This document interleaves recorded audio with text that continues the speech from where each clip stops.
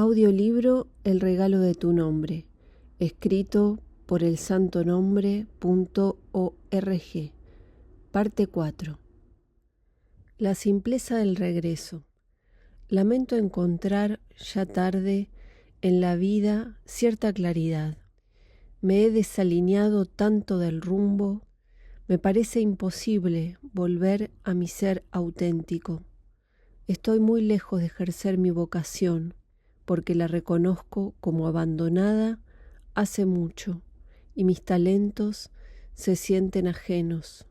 Entre la vida que quisiera tener y la que tengo hay un abismo. ¿Qué puedo hacer? Alégrate de encontrar nuevamente la dirección que sientes correcta.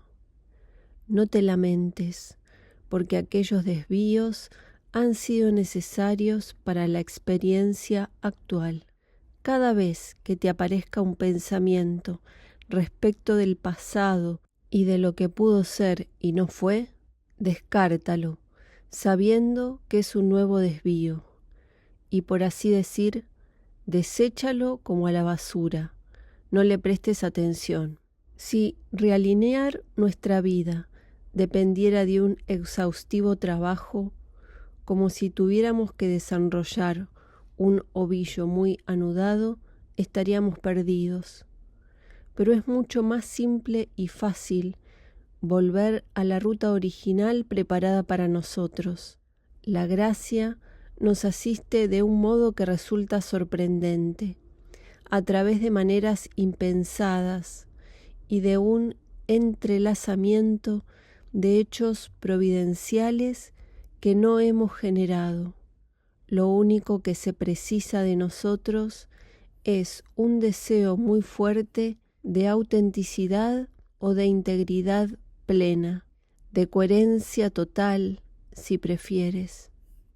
Y algo más, empieza por recibir cada acontecimiento como enviado por Dios y responde lo mejor que puedas.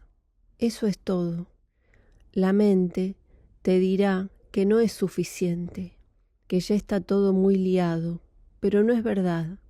Cuando actuamos poniendo lo mejor, y esto es algo que cada uno sabe en cada momento si se atiende a sí mismo, nos subimos al tren de la gracia.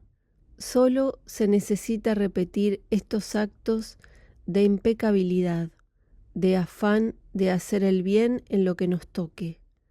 Es tan sencillo que abruma, porque estamos muy acostumbrados a las complicaciones.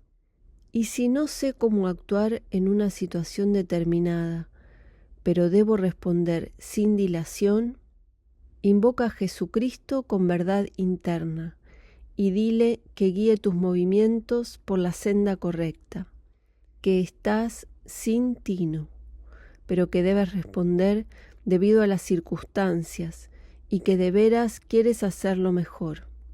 Esta invocación bastará cuando es sincera y atenta, para que tu corazón se haga permeable a los sutiles impulsos del espíritu que moverán tus pasos hacia el bien.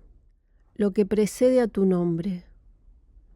Hermano, ¿qué es el Espíritu Santo? Lo que la flor a la planta, lo que el canto al pájaro, lo que la sonrisa a la persona, o también lo que el cielo es a la nube, lo que el aire a la vida, lo que el agua a la tierra.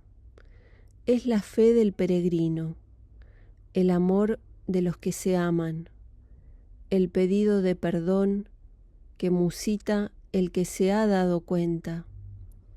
El Espíritu Santo es aquello indefinible que hace bueno al mundo y a la vida digna de vivirse. Es un soplo inextinguible que alienta lo que existe y que permite la manifestación de lo sagrado. Todo lo que vale la pena, a Él se lo debemos. ¿Cómo podemos percibirlo o acceder a Él? Permanece atento al intervalo entre cada invocación en tu oración, o al espacio entre cada pensamiento, o al silencio entre cada palabra o nota musical, o a ese momento entre la inhalación y la exhalación del aire, y advertirás una vida pulsante que no podrás definir, ni atrapar, ni conceptualizar, pero que descubrirás como el origen de tu propia presencia.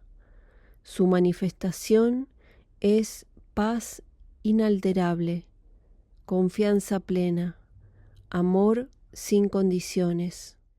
No creo que pueda hacer eso en el día a día. Suena lindo, pero me parece muy difícil. Eso queda para algún momento contemplativo, en un retiro a lo mejor. En el día a día puedes empezar por darte cuenta de los momentos en los que no te guía el Espíritu Santo. Por ejemplo, si actúo por temor, no es el Espíritu. Si lo que me mueve es la ambición, o el quedar bien, o el llevar la razón, no es Él. Todo lo que me afirma, desafirmando a otros, tampoco. Toda acción que termine en un para mí y que allí se agota, tampoco es su inspiración. Ahora, si lo que hago me hace bien y hace bien a otros, si estoy atento a que todo recibir en mi vida termine en un dar, si mi atención se concentra cada vez más en el ahora en lugar de en el momento siguiente, ahí tienes buenos indicadores de que se está abriendo el corazón a la gracia del Espíritu. El Espíritu Santo es como un viento que siempre está soplando, a veces suave, otras con intensidad. Lo importante es que abras las ventanas para que entre en tu casa. Pero claro, es posible que se vuelen algunos papeles de tu mesa o que se desacomoden las flores en el jarrón. Quiero decir, hay que estar dispuestos a que nos transforme. No será aferrándome a la zona cómoda de mi vida cómo recibiré su influjo y su fuego que no se extingue. Y al igual que leemos en el libro de los Hechos, hay que permanecer en actitud orante, perseverando en el camino trazado. Un padre ancianito que conocí poco tiempo al ingresar como novicio decía: uno tiene que hacer lo que tiene que hacer, que, si lo hace bien, ya lo van a venir a buscar. ¿A qué se refería? Se refería a un modo de hacer cada cosa desde adentro, con un fin espiritual. No al revés como lo hacemos siempre. Lo que hacemos en esta vida no es lo aparente, lo que salta a la vista. Es en realidad algo más escondido. Cada acción moldea tu espíritu, cambia la forma de tu esencia. Nuestro deber es hacernos a la forma de Dios, restablecernos al molde original. Esto es necesario, de otro modo se nos esfuma el sentido de la vida. Esta vida es una preparatoria para lo angélico. Ahí ya me perdí. ¿De qué se trata esto de los ángeles? Es un tema extenso y delicado, pero en breve te diría que ese es el fin del paso por esta vida, prepararnos para lo angélico. Pero sucede que tenemos una imagen muy distorsionada de los ángeles, con ese aspecto de niños pequeños regordetes o con alas, que no tiene nada que ver con lo que en la Sagrada Escritura se menciona en estos temas. Todo tiene planos de existencia, todo está hecho en distintas escalas. Así como nadie se asusta hoy en día de que se diga que esta mesa en realidad está hecha de átomos o de que en el centro de cada galaxia hay un agujero negro que se comunica con regiones muy distantes, o que un genoma específico que regula la mayoría de nuestras conductas y aconteceres orgánicos. Del mismo modo, el mundo espiritual tiene sus regiones y habitantes y fuerzas que actúan bajo el manto misericordioso de la providencia. Esta vida es un viaje y como tal es transitorio. Nuestro nacimiento es la estación de salida y la muerte corporal la llegada al andén destinado. Está muy bien hacer lo posible para estar bien y viajar adecuadamente, pero no podemos confundir el asiento de un vagón con nuestro hogar. Lo importante de veras está en la estación de llegada y a ese lugar, a ese destino, lo conoce el que nos subió al tren de la existencia.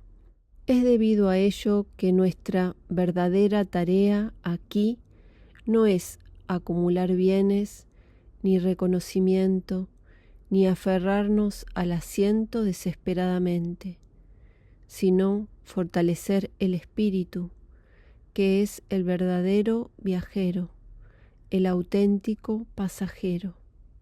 Es otra visión, no tiene nada que ver con lo habitual. ¿Cómo fortalecer el espíritu? En un sentido general y hablando en corto, todo lo que hagas trascendiendo los automatismos fortalece tu espíritu. Esto es debido a que lo mecánico, es decir, lo hecho sin estar consciente, aumenta la primacía del cuerpo y de la mente, te hace esclavo de las pasiones. Todo momento de atención tonifica tu esencia, lo espiritual que eres realmente. En otras palabras, si vives desde el espíritu, éste se fortalece. Si vives desde lo meramente material, carnal o mental, eso es lo que crece. No se trata de establecer un dualismo que luego resultará doloroso, como toda oposición, sino de ordenar o alinear correctamente las funciones según fueron concebidas. Supón que estás comiendo. Seguir el dictado de la gula, es decir, comer más allá de lo necesario, es agradable en el momento y doloroso al rato, cuando sientes el abdomen distendido o la indigestión, o luego cuando adviertes que has agregado 1 kilo al peso de tu cuerpo. Esta acción automática ha fortalecido el hábito de comer de más. Si, en cambio, por estar atento, has podido ejercer tu libertad y detenerte en el momento oportuno, ha fortalecido el espíritu. Es decir, aquello inmaterial en ti no depende de la materia. Todo esto hablando siempre dentro del encuadre de lo moderado. Esto lo puedes experimentar y de allí la no reacción sea una herramienta tan válida para empezar a tomar contacto con lo esencial en nosotros, que es ese darse cuenta. No reacción, que no tiene nada que ver con reprimir, sino con aceptar lo que ocurre y decidir de verdad lo que quiero hacer con ello. Al final lo desvié del tema del Espíritu Santo. No, para nada, es el mismo tema. Nuestro espíritu, ese aliento que Dios insufló en la materia inerte para transformarla en sintiente, es el recipiente apto para recibir al Espíritu Santo. Tiene que haber en nosotros un ámbito capaz de recibir ese descenso de lo divino.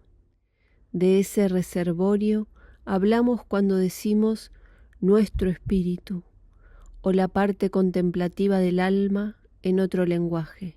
Lo seguiremos si Dios lo permite. Atender con intención. En cada momento ante los acontecimientos existe la posibilidad de obrar según los automatismos o ser conscientes. Y al ser conscientes del momento, abrimos la puerta a la posibilidad de la libertad. La verdadera capacidad de optar aparece cuando advertimos las diferentes alternativas de las que disponemos para responder a lo que ocurre. Una vez que estamos navegando entre los rápidos de un río o cuando ya vamos a gran velocidad en la autopista, se hace imposible elegir.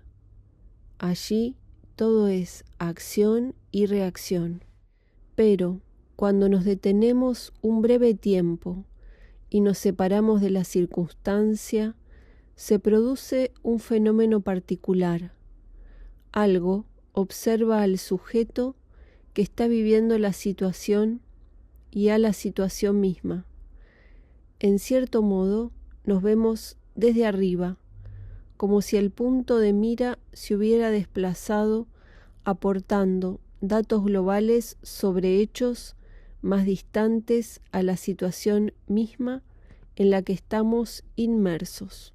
Nos hacemos conscientes de numerosos factores que pasamos por alto cuando nos identificamos de lleno con lo que está pasando. Estar atentos es estar bien vivos, y esta atención sin tensión es la mejor, ya que la atención tensa es fruto de la crispación del ego. Gran parte de nuestra tarea de cultivo espiritual, vale decir, poner el espíritu al mando, consiste en atender con intención a lo que conviene, no mucho más. El resto es orar o permitir que la oración se efectúe en nosotros, ser el templo de alabanza y escucha que hemos sido destinados a ser cuando fuimos creados. El instrumento y el intérprete. Vivo en un estado de permanente insatisfacción. Nunca estoy satisfecho. No tengo una vida mala, incluso mejor que la mayoría, pero no me siento bien en general. ¿A qué se debe esto? Probablemente a un vivir ubicado desde lo mental, tan simple como eso. La mente tiene la función innata de servir a la supervivencia del cuerpo. Por lo tanto, sus automatismos siempre están buscando lo que falta, la carencia o el objeto al que puede aferrarse para conseguir seguridad y sensación de bienestar. La mente es como un supervisor en un supermercado que se dedica a ver qué mercadería falta de los escaparates o cuáles están próximos a estar en falta.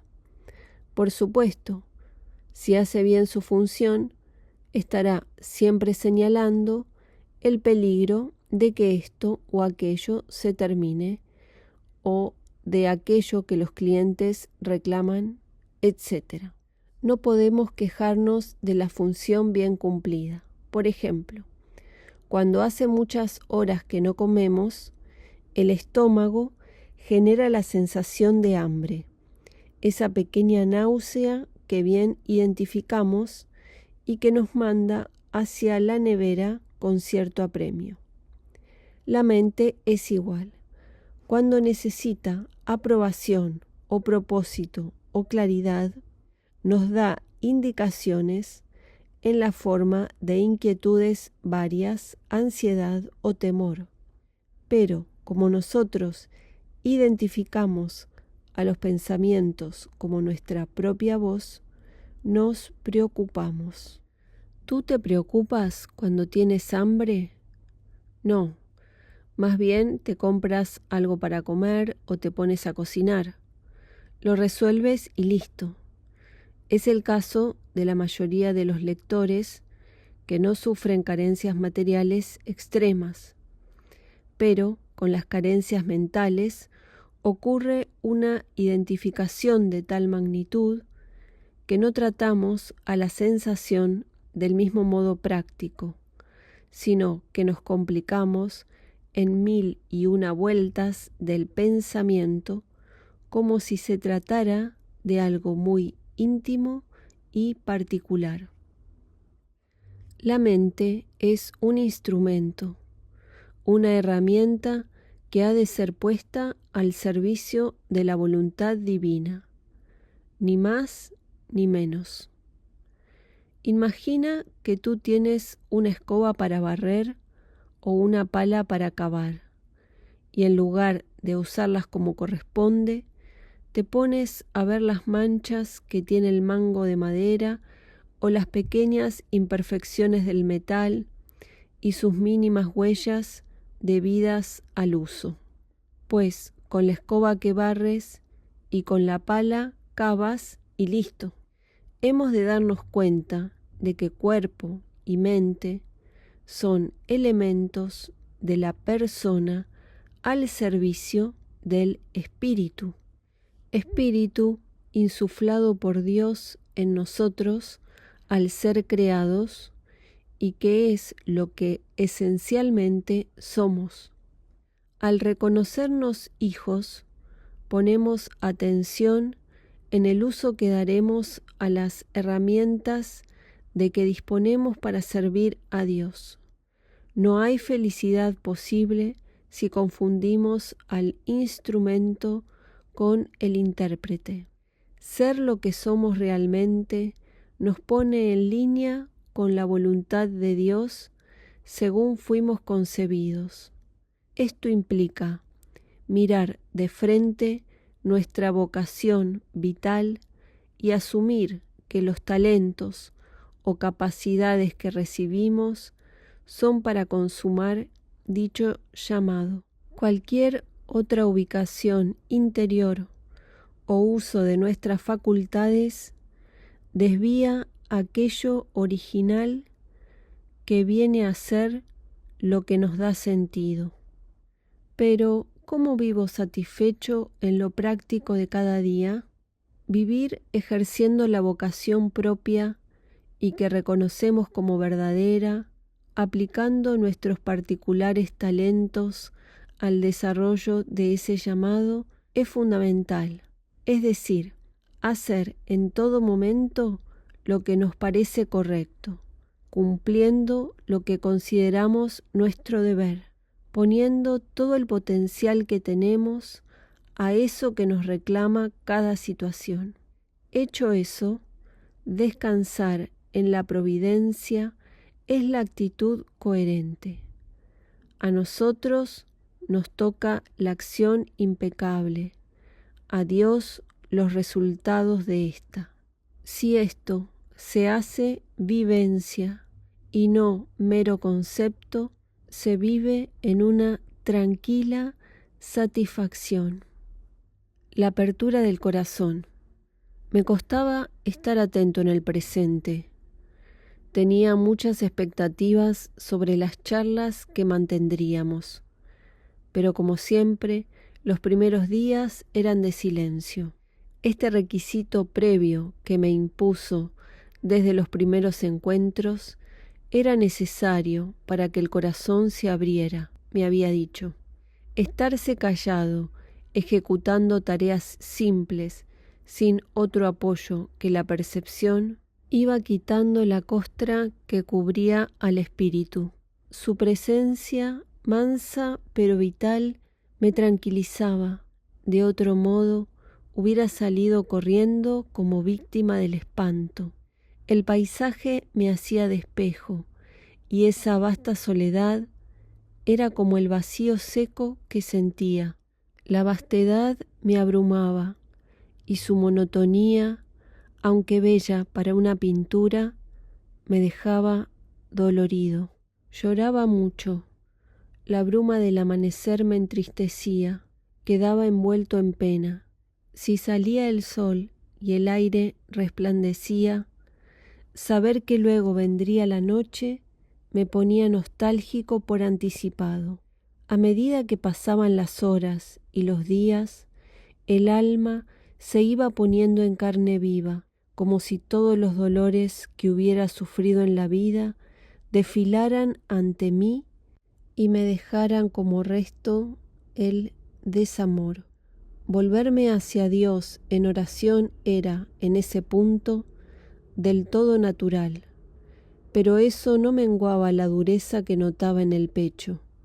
Parecía que alguien hiciera presión y aflojara un instante solo para que pudiera respirar. Esteban vivía plácido. Sus maneras estaban llenas de conciencia, y esto era un estilo tan particular e inusual que verlo moverse mermaba la angustia. Pero no me lo permitía mucho. Cuando se daba cuenta me miraba fijo y yo volvía a lo que estuviera haciendo. No hay nada en mí que vos no tengas, dijo muchas veces en distintas ocasiones, evitando que usara su figura para anestesiar la soledad en que me debatía. Yo divagaba a mares, hasta que me hartaba de las películas mentales. Me aburría de las mismas fantasías automáticas que se desenvolvían teniéndome como protagonista. Mi mente se parecía a esos viejos videoclubs que, resistiéndose a cerrar sus puertas ante las nuevas tecnologías, seguían exhibiendo un viejo y trillado catálogo de películas clase B. Cuando ya no tenía ganas de seguir llorando, entraba en una etapa de calma corporal por el desahogo realizado, pero no había alegría ni nada parecido, solo un hacer las cosas con la mente murmurando frases sueltas y desilvanadas. Me parecía entonces a un artista resentido al que le han desmenuzado sus técnicas, evidenciando la falta de talento. Una de las rutinas consistía en cortar leña, amontonarla en la pila cerca de la cabaña, prender el fuego, hervir el agua y cocinar algo a elección entre los 4 o 5 menús que repetíamos como condenados: arroz, fideos, papas, polenta o avena. Y se acabó. Barrer era un descanso, por lo que al menos la mente sabía dónde terminaba la tarea, y los lindes marcados del entorno le parecían su propio territorio. Caminar junto a él me gustaba. Lo hacíamos a diferentes ritmos según su antojo. A veces eran varias horas. Nos deteníamos con frecuencia para adorar, como él le decía, a eso de quedarse un rato mirando algo que la mayoría hubiéramos pasado por alto.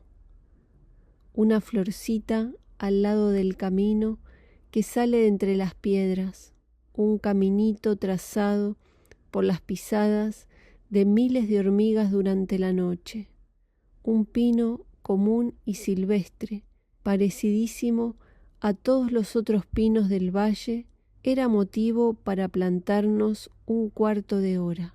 Entonces no sabía qué era lo que él miraba tan quedo. A veces me irritaba y otras me entregaba a la observación de los detalles. Pronto llegaría el tiempo de conversar, y a medida que se acercaba, crecía mi alegría. Sería la primera vez que lo haríamos sin limitaciones de tiempo.